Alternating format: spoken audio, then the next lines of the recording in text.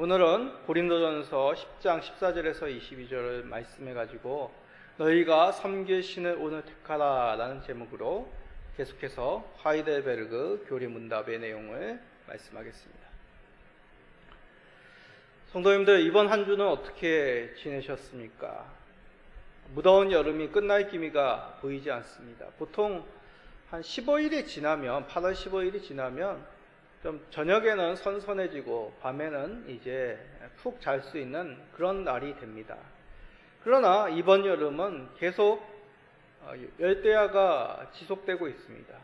이번 주인가요? 8월 24일인가? 이제 처서인데 모기도 이제 입이 삐뚤어진다는 그런 이제 절기가 찾아오는데도 밤에 계속 열대야가 지속되고 있습니다. 날씨도 날씨이지만 요즘 뉴스를 보기가 참 무서울 만큼 끔찍한 범죄가 계속되고 있습니다. 국민들의 심적인 육체적인 두려움과 공포, 분노가 치밀어 오릅니다. 이런 무서운 범죄가 있을 때마다 여론은 단호한 법의 집행이 필요하다고 목소리를 높입니다. 공정한 법의 집행을 통하여 국민들의 안전한 삶을 보장해 달라는 것이죠. 이렇듯 세상에서도 법의 바른 집행을 요구합니다. 그 필요성을 깨닫는 것이죠. 그러면 하나님 나라의 백성은 어떤 삶을 살아야 되겠습니까? 어떠한 법이 필요하겠습니까? 바로 우리들의 성도의 삶을 바르게 이끌 수 있는 것, 바로 십계명에 잘 나타나 있습니다. 십계명은 하나님 나라 백성의 법입니다. 다시 말씀드립니다. 구원받을 조건이 아니라 구원받은 백성의 법이라는 뜻입니다. 이러한 의미는 십계명 서문에도 잘 나타나 있습니다. 자, 출애굽기 20장 2절 읽어봅시다. 나는 너를 애굽 땅 종되었던 집에서 인도하여 내 하나님 여호와니라. 우리가 매주일 십계명을 교독을 하죠. 그 속에 있는 말씀입니다. 이스라엘 백성은 애굽에서 구원받은 후 하나님으로부터 십계명을 받았습니다. 십계명을 주시면서 분명하게 애굽 땅 종되었던 집에서 인도하여 내셨다라고 하셨습니다. 이것을 지키면 애굽 땅 종된 곳에서 자유케 하시겠다, 인도하시겠다라고 말씀하신 것이 아니죠. 이미 인도하여 구원받은 이스라엘에게 계명을 주셨다라고 말씀합니다. 그러므로 십계명은 구원받은 백성이 지켜야 될 하나님의 법이죠. 세상에서도 법이 집행되지 않으면 국민의 삶을 보장할 수 없습니다. 하나님 나라의 백성도 마찬가지입니다. 우리는 이 십계명을 살펴보므로 우리가 이 땅에서 지켜야 할 법의 의미를 살펴보아야 합니다. 그러므로 하나님의 백성으로서 평안과 만족을 누리시는 성도님 되시기를 간절히 간구드립니다. 자, 십계명은 우리 크게 두 부분으로 나눌 수 있습니다. 우리가 매주일 십계명을 교독하시면서 함께 고백하는 말씀, 잘 알고 있는 말씀이죠. 자, 마태복음 22장 37절에서 40절 읽어봅시다. 예수께서 이르시되 내 마음을 다하고 목숨을 다하고 뜻을 다하여 주 너의 하나님을 사랑하라 하셨으니 이것이 크고 첫째 되는 계명이요 둘째도 그와 같으니 내 이웃을 내 자신같이 사랑하라 하셨으니 이 두 계명이 온 율법과 선지자의 강령이니라. 자, 이 말씀을 통해서 어떻게 십계명이 두 부분으로 나눌 수 있다고 알 수 있습니까? 바로 하나님 사랑, 이웃 사랑입니다. 이것을 다시 하나로 요약하면 사랑이죠. 다시 말해 십계명은 사랑의 법입니다. 참 의외입니다. 우리가 세상의 법을 볼 때 사랑이라고 생각하지는 않습니다. 규율, 규범, 무겁고 무서운 것, 참 복잡한 세상의 법이죠. 그러나 하나님의 법은 사랑입니다. 바로 십계명이 사랑의 법이라는 것이죠. 자, 동의하시지 않을 수도 있습니다. 자, 그러면 정말 그런지 이 10계명을 살펴봅시다. 먼저 1계명입니다. 자, 1계명을 읽어봅시다. 출애굽기 20장 3절. 너는 나 외에는 다른 신들을 내게 두지 말라. 1계명은 우리에게 섬겨야 될 대상이 누구인가, 이것을 말씀하고 있는 것입니다. 즉, 어떻게 하나님을 사랑해야 되는지 그 첫 번째 법으로 들려주시는 것이죠. 바로 오직 하나님만을 사랑해야 된다는 것입니다. 우리가 섬겨야 할 대상은 삼위일체 우리 주 하나님, 유일하신 하나님임을 말씀하고 있는 것이죠. 그래서 우리 개신교, 기독교 신앙을 유일신론이라고 말하는 것이죠. 사실 우리가 이 내용 잘 알고 있고, 또 어렸을 적부터 좀 교회 문턱 좀 다녔던 분들은 주일학교 때부터도 많이 들었던 말씀입니다. 그런데 이 교리만큼 세상에서 공격받는 교리는 없습니다. 하나님만이 유일신이라는 내용은 다른 종교의 입장에서 보면 자신들이 믿는 신은 신이 아니라는 얘기죠. 특히 요즘과 같이 세계화, 다원주의가 팽배한 사회 속에서는 더욱 그럽니다. 오직 자신이 믿는 신만 유일하다, 그렇게 주장한다면 그 종교는 참으로 독선적인 종교, 자기뿐이 알지 못하는 그런 종교로 낙인 찍히기 쉽습니다. 그래서 서구 자유주의 신학에서는 다른 종교에도 구원이 있다고 주장하는 일부 신학자들이, 성도들이 있습니다. 기독교는 다른 종교보다 더 나은 종교, 그런 식으로 미화하는 것이죠. 그렇게 하지 않으면 사회에서 인정받지 못한다고 얘기합니다. 지식인들에게 전도할 수 없다고 말합니다. 그러면서 이웃사랑, 타 종교인에 대한 관용을 가지라고 가르치는 것이죠. 정말 이러한 생각은 하나님의 말씀 가운데 하나님께서 백성들에게 하신 뜻일까요? 이에 관한 구약 성경에 좋은 말씀이 있습니다. 자, 여호수아서 24장 15절입니다. 만일 여호와를 섬기는 것이 너희에게 좋지 않게 보이거든 너희 조상들이 강 저쪽에서 섬기던 신들이든지 또는 너희가 거주하는 땅에 있는 아모리 족속의 신들이든지 너희가 섬길 자를 오늘 택하라. 오직 나와 내 집은 여호와를 섬기겠노라 하니. 자, 이 말씀은 출애굽한 이스라엘 백성이 이제 가나안 땅을 점령 후에 다시 하나님 앞에서 언약을 갱신하는 그런 장면입니다. 여호수아가 이스라엘에게 묻습니다. 너희가 섬길 자를 오늘 택하라. 이제 이스라엘은 가나안 땅에 정착하면 여러 가지 도전들을 받게 됩니다. 가나안 사람들의 문화, 종교의 영향을 받는 것이죠. 가나안 사람들이 섬기는 신을 섬길 유혹이 이제 이스라엘 백성들, 하나님 백성들에게 이제 오게 되는 것입니다. 이에 대해 여호수아를 통해 다시 한번 하나님이 말씀하시는 것이죠. 이스라엘 백성들의 정체성을 들려주신 것입니다. 너희는 과연 누구만을 섬겨야 되는지 그 마음을 다시 새롭게 하시는 것이죠. 언약식을 새롭게 가짐을 통하여 너희들이 오직 하나님만을 섬겨야 됨을 가르쳐 새기는 것입니다. 지금 우리가 살고 있는 이 환경도 이와 다르지 않습니다. 이런 세상에서 1계명은 오직 하나님만을 참신으로 고백하는 하나님 백성인 우리들의 법입니다. 다른 종교인에게 주신 말씀이 아니라는 얘기죠. 우리에게 주신 말씀입니다. 우리에게. 자, 이 뜻을 오해 마십시오.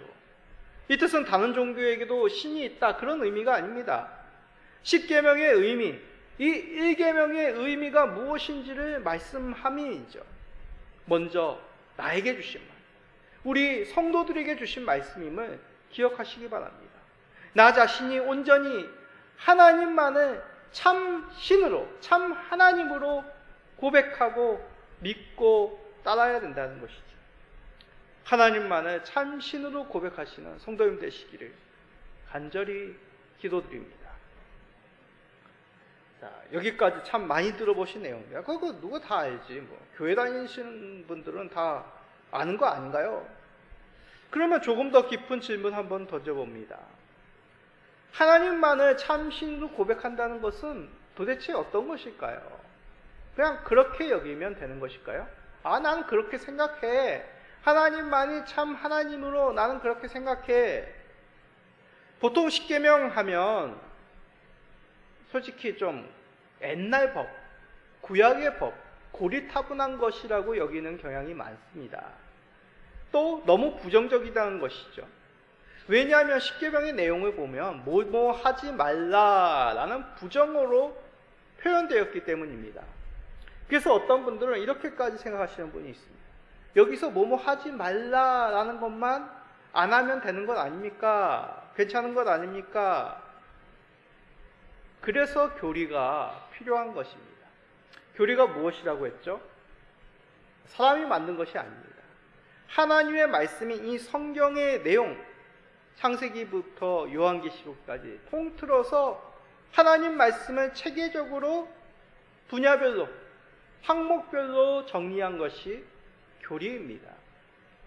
하이델베르그 교리 문답에서 십계명은 회개한 하나님의 백성, 새 사람으로 빚은 이 하나님의 백성들이 살아야 할 법입을 가르치는 것이죠.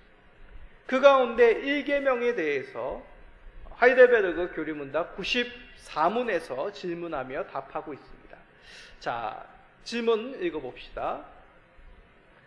제1계명에서 하나님께서 요구하시는 것은 무엇입니까?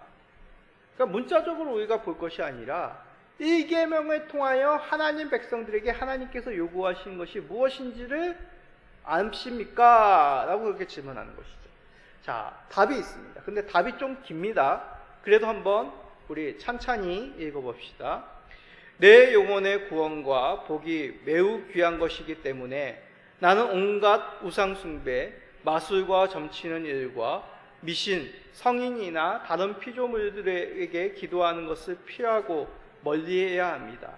더 나아가 유일하고 참되신 하나님을 바르게 알고 그분만을 신뢰해야 하며 모든 겸손과 인내로 그분에게만 복종하고 모든 좋은 것들을 오직 그분에게서만 기대하며 마음을 다하여 그분을 사랑하고 경외하며 그분만 섬겨야 합니다. 그러함으로 지극히 작은 일이라도 하나님의 뜻을 거슬러 행하기보다는 오히려 모든 피조물을 포기합니다. 자, 깁니다. 자, 그러면 좀 길더라면 요약을 해야 되겠죠. 두 가지로 요약할 수 있습니다. 하지 말아야 될 것, 해야 될 것, 이렇게 요약하고 있죠. 하지 말아야 될 것이 뭡니까? 무상숭배, 마술, 점치는 것, 미신, 성인이나 다른 피조물들에게 기도하는 것을 하지 말아야 됩니다. 우리 성도님들 재미라도 카드점, 그리고 타로라고 하죠. 그리고 오늘의 운수, 그런 거 보지 마십시오. 즐겨하지 마십시오. 하지 마십시오. 오늘 읽었던 이 고린도전서 본문에서도 분명히 이것을 강조하고 계십니다. 자, 고린도전서 10장 14절입니다. 그런즉 내 사랑하는 자들아 우상 숭배하는 일을 피하라. 고린도전서가 기록된 이 시기 로마 제국의 시기입니다. 이 로마 제국 시기에 살았던 성도들도 오늘날 같이 많은 세상의 문화, 우상의 문화에 유혹되기 쉬웠습니다. 고린도 도시의 문화가 바로 그러했습니다. 고린도 도시는 상업적인 도시로 많은 세상의 문화들이 집결되었습니다.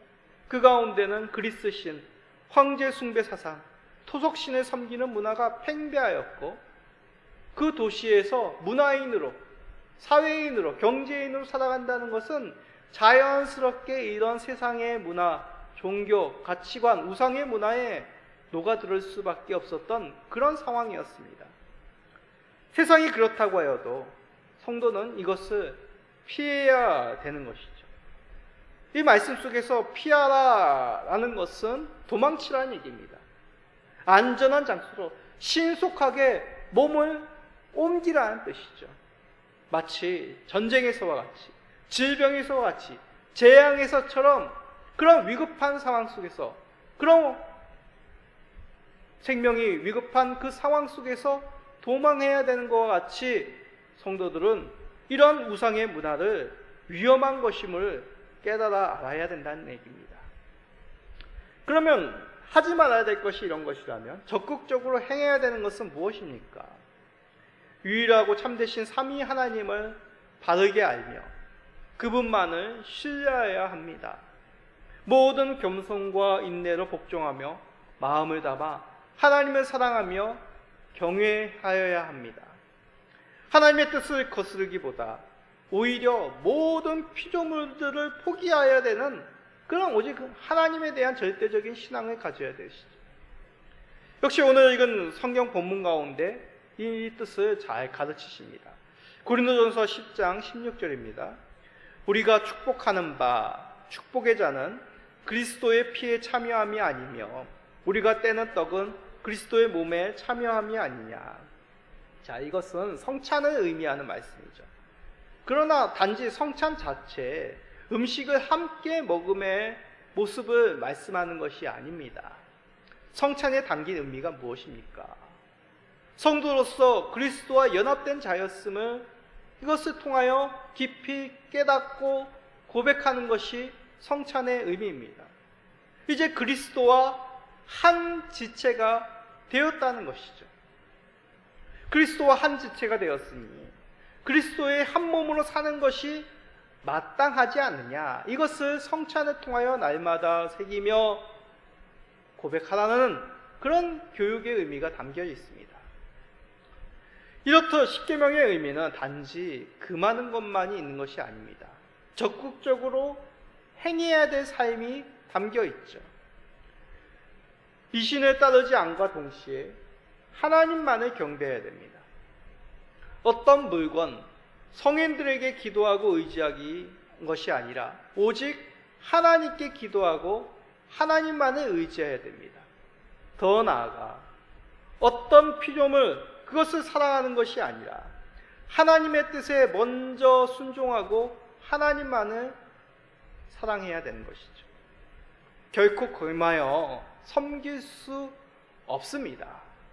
자, 고린도전서 10장 21절에서 겸하여 섬길 수 없음을 가르칩니다. 너희가 주의 잔과 귀신의 잔을 겸하여 마시지 못하고 주의 식탁과 귀신의 식탁에 겸하여 참여하지 못하리라. 단지 먹는 문제를 말하는 것이 아닙니다. 귀신도 섬기고 하나님도 섬기는 것이 아니라 오직 하나님만을 섬기는 것, 이것이 바로 성도가 살아야 될 삶의 모습, 법임을 우리들에게 들려주고 있는 것이죠. 왜냐하면 이 말씀 속에서 우리는 누구나가 제1계명의 뜻한 바를 온전히 행하지 않음을 깨닫게 됩니다. 저와 여러분들도 마찬가지로 회개할 자임을 아는 것이죠. 아니, 목사님, 제가 언제 귀신을 섬겼습니까? 저는 점도 안 치고 미신도 안 믿습니다. 아니라고요? 지극히 작은 것 하나에 충성되지 못하면 큰 것에도 충성되지 못하다고 분명히 말씀하셨습니다. 자, 마태복음 5장 19절이죠. 그러면 누구든지 이 계명 중에 지극히 작은 것 하나라도 버리고 또 그같이 사람을 가르치는 자는 천국에서 지극히 작다 일컬음을 받을 것이요, 누구든지 이를 행하며 가르치는 자는 천국에서 크다 일컬음을 받으리라. 우리는 결코 하나님께 온전하게 충성되다고 말할 수 없습니다. 왜입니까? 우리는 하나님보다 다른 무엇인가를 의지하고 다른 가치관에 먼저 우리의 마음을 둘 때가 많습니다. 때로는 하나님 안은 다른 무엇인가를 더 높이고 내 중심에 사랑할 때가 더 많죠. 그것은 나의 가족이 될 수도 있고, 어떤 세상의 가치관, 물질이 될 수도 있고, 어떤 내가 흠모하고 바라는 삶의 이상형일 수도 있습니다. 말씀보다 세상의 가치관을 더 앞장 세울 때 우리는 결코 100%로 하나님을 사랑한다, 그의 뜻에 순종한다고 말할 수가 없게 되는 것이죠. 우리가 온전히 순종한다라고 말할 수 있겠습니까? 이것을 통해 우리는 회개할 수밖에 없는 나 자신을 발견하게 됩니다. 이것을 회개한다는 것, 이 뜻에 돌이킨다는 것, 이제 하나님께로 향한다는 얘기죠. 이것을 버리고 여기서 떠나서 오직 하나님만을 사랑하며 하나님을 먼저 내 중심에 두고 주인으로 모시는 삶을 살아야 된다는 얘기입니다. 그것이 무엇입니까? 바로 십계명입니다. 이 십계명의 필요성을 알고 이 계명을 날마다 마음에 새기는 것, 이 계명을 새기면 새길수록 우리가 하나님 앞에 겸손할 수밖에 없음을 고백하는 것이죠. 우리의 의지로는 하나님의 법을 따를 수 없습니다. 매일 성령님을 의지하여 세상의 가치관이 아닌 하나님 계명에 순종할 수 있음을 우리는 깨달아야 되는 것이죠.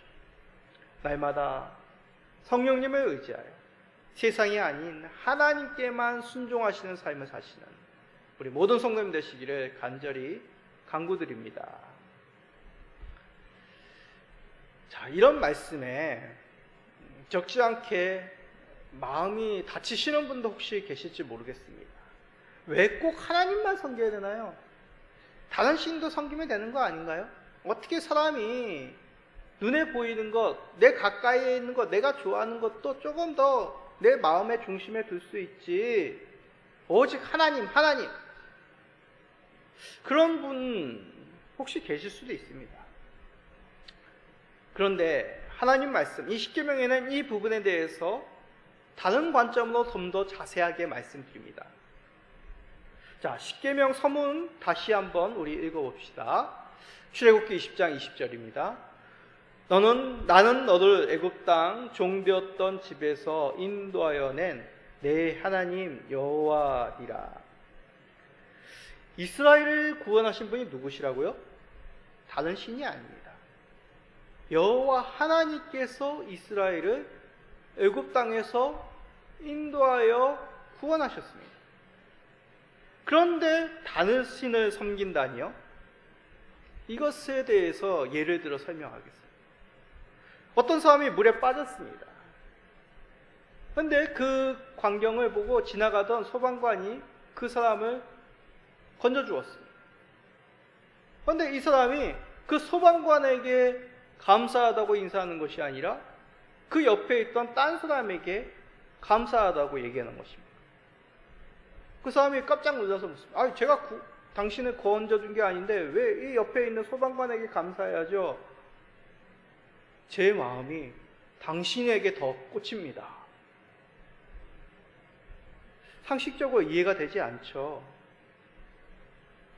물론 물에 빠진 나를 구해준 사람을 섬겨야 되는 것 아니죠. 그러나 하나님과 구원받은 백성의 관계는 이와 비슷하다는 것이죠. 특별하다는 것이죠. 구원하여 언약을 맺으셨다. 그렇게 성경은 말합니다. 자, 레위기 26장 44절입니다.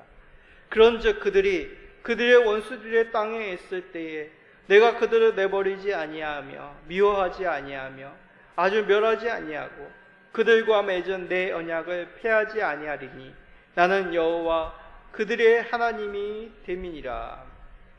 하나님께서 이스라엘에게 말씀하시기를 언약을 폐하지 않으셨다라고 말씀합니다. 이것은 아브라함과 맺은 언약을 잊지 않으셨다는 얘기죠. 다시 말해 이스라엘을 내 백성, 내 신부, 내 아내로 맞이하셨다는 뜻입니다. 하나님께서 신랑, 이스라엘을 하나님의 백성, 신부로 맞이하셨다는 얘기죠. 예수님께서 천국 비유로 혼인잔치의 비유, 신랑과 신부의 비유로 말씀 많이 하시지 않았습니까? 선지자들도 신부로서 이스라엘을 비유로 예언한 적이 많습니다. 그런 같은 선상이죠. 자, 이것도 좋은 예가 됩니다. 결혼 후에 남편이 아내 외에 딴 여자를, 또한 아내가 남편 외에 딴 남자를 사랑하는 것이 정상일까요? 남편이 아내만을 사랑하고 또한 아내가 남편만을 사랑하는 것을 보고 참 그 남편, 참 그 아내 이기적이네. 딴 남편도 사랑도 할 줄 알고 딴 아내도 사랑할 줄 알아야지. 그렇게 얘기한 사람 한 명도 없습니다. 제정신이 아니죠. 이것이 하나님과 성도가 맺은 언약의 관계라는 얘기죠. 오직 하나님만을 사랑하는 것, 마치 신부인 우리가 신랑인 하나님만을 사랑하는 것입니다. 성경에는 이것을 가리켜 하나님께서 질투하시는 하나님이라고 표현하기도 합니다. 이것은 우리 하나님께서 성정이 있어서 우리에 대한 집착이 너무나 많다, 스토커다, 그런 뜻이 아닙니다. 언약 관계에서 우리를 사랑하신다는 얘기죠. 그러기에 우리도 언약 맺은 백성으로서 오직 삼위일체이신 하나님만을 신랑으로 섬겨야 된다. 오직 하나님만을 사랑해야 됨을 가르치는 것입니다. 그런데 이것을 잘 알고 있어도 시간이 지나면 어떻습니까? 있습니다. 잊어버리는 것이죠. 그래서 이스라엘은 거듭거듭 언약 갱신의 시간을 가졌습니다. 시내산에서 언약을 맺은 후 이제 가나안 땅에 들어가기 전에 다시 한번 에발산 그림심산에서 이스라엘에게 다시 가르칩니다. 여호수아도 가나안 땅에 들어가서 점령한 후에 다시 한번 언약갱신을 통하여 가나안 문화에 접하지 아니하도 신신당부 이스라엘에게 가르치는 것이죠. 이스라엘은 아직도 절기 가운데 유월절, 초막절과 같은 그런 날에 가장 큰 어른이 어린 자녀들을 모아놓고 다시 출애굽의 역사를 들려주고 그 언약을 들려준다고 합니다. 그럼을 통하여 너희들이 아브라함의 후손임을, 출애굽한 이스라엘 백성임을 다시 한번 어린 자녀들에게 새기는 것이죠. 그러면 우리는 어떻습니까? 아직도 이 계명은, 십계명은 고리타분한 것이라고 생각하십니까? 1계명은 의례껏 우리 성도라면 잘 지키는 것 아닌가? 두말하면 잔소리죠라고 호언장담하고 계십니까? 우리는 쉬 넘어지고 유혹되기 쉬운 인간의 본성을 지닌 아담의 후손입니다. 우리 스스로 결단과 훈련으로 하나님의 율법을 우리가 행할 수 있다면 우리 예수님께서, 우리 성령님께서 오실 이유가 전혀 없는 것이죠. 우리는 예수님을 은혜로 말미암아, 성령님으로 말미암아 하나님의 백성이 된 것입니다. 성령님이 아니고서는 예수 그리스도를 구주로 고백할 수 없는 우리들이죠. 죄인된 본성입니다. 오직 성령님을 통하여 예수를 구주로 고백할 믿음을 주신 그런 은혜를 받은 자임을 기억해야 됩니다. 우리가 이런 은혜 받은 자답게 구원 얻은 하나님의 백성으로 살아가는 것, 날마다 회개하며 하나님만을 참신으로 사랑하며 순종하는 그런 삶을 살아가는 것이 바로 우리가 구원받은 백성으로서의 살아가야 될 삶입니다. 이것은 성령님의 도우심으로만 가능합니다. 이것을 기억합시다. 날마다 우리가 눈을 뜰 때마다 성령님, 오늘 하루 내가 하나님만을 온전히 왕으로, 주로 고백하는 삶을 살게 하여 주옵소서.